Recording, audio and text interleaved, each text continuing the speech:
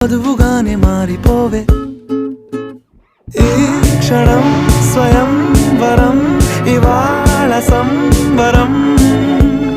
ఈ క్షణం స్వయం వరం ఇవాళ సంవరం వీడుకోలు లేని తోడు అంది స్వాగతం ఈ క్షణం స్వయం వరం ఇవాళ సంబరం